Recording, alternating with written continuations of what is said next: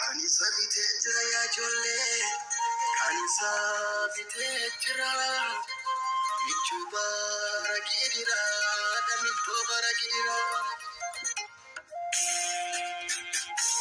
Aniladu harkako, aniladu harkako, kudina darbujere.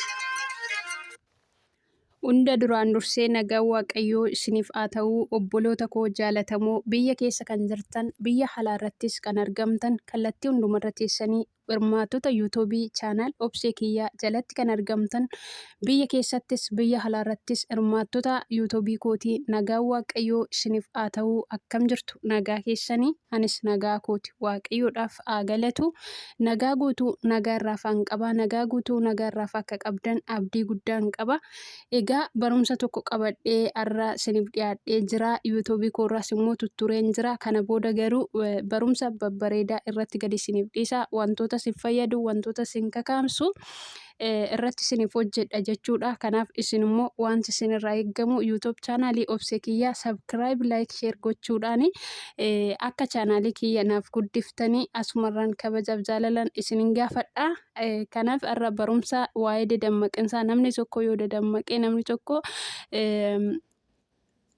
dadammaqinsa yoo qabaate maaliif nama gargaara kan jedhu barumsa tokko qabadhee isiniif dhiyaadhee jira. Kanaaf turtiin keessan na wajjiniin haa ta'u. Kanaaf kaayyoon keenya qajeelummaa sammuu dhalootaa sooruudha. Wanta beeknu dhaloota barsiisuudha. Waan hin beekne immoo dhalootarraa barachuudha. Kanaaf yuutuub chaanaalii Obsee Kiyyaa laayik, sheer, sabskiraayib gochuu hin dagatina. Turtiin keessan Obsee Kiyyaa wajjin haa ta'u.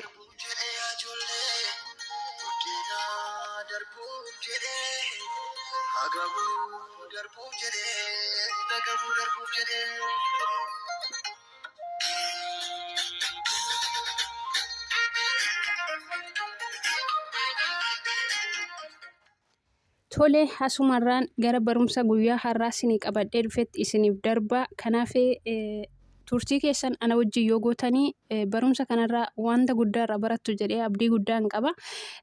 Egaa dammaqaa ta'ii jedha. Maalirratti dammaqaa taana? Egaa namni dammaqaan tokko, dammaqaa jechuun egaa nama qophiitti jiru jechuudha. Namni rafee waanumti tokko yoo itti dhufe balaan tokko illee yoo dhufe namni rafuu achitti balaan sun illee isa argachuu danda'a jechuudha. Namni dammaqee jiru, jireenya isaarratti namni dammaqee jiru, namni dammaqaa ta'e tokko immoo balaa garaagaraa irraa ooluudhaaf wanta isatti dhufe tokko dafee ofirraa qolachuudhaaf gargaara jechuudha. Kanaaf asumarraan gara kutaa barumsa kootiin isiniif darba. Turtiin keessan ana wajjin haa ta'u. Ati yoo of hin kakaafne homtuu garagalee si ilaaluu jedha. Egaa dammaqaa ta'uun hojii tokko dandeettii guutuu ta'e hojjechuuf si gargaara. Humni humnatti fayyadamuuf ciminni siif laata. Dammaqinsi sababa uumamuuf waan tokkoof kaka'umsa. Namni dammaqee rakkina isaa irratti dhiibbaa uumuuf qophiidha.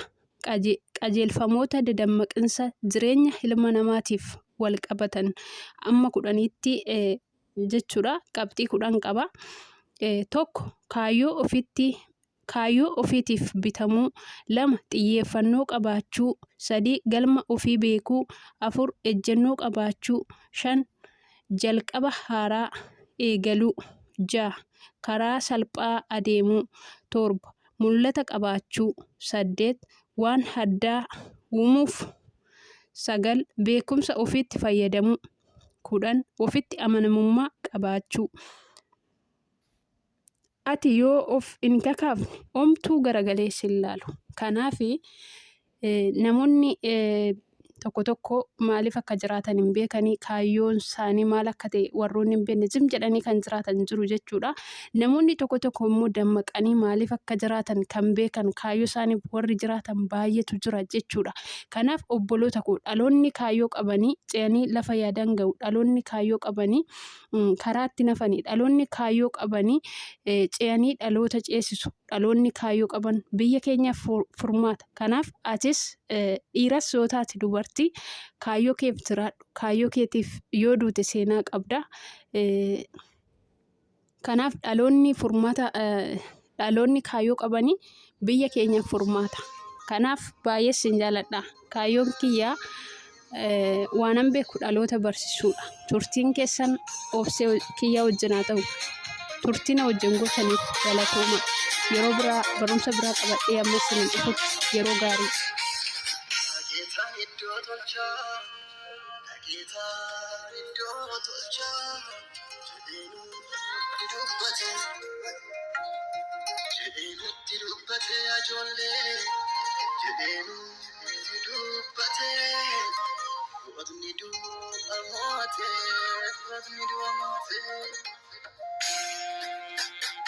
Adaraan dagatina, adaraan dagatina, kanaan wal jabeessina, kanaan wal jabeessina yaa ijoollee, kanaan wal jabeessina.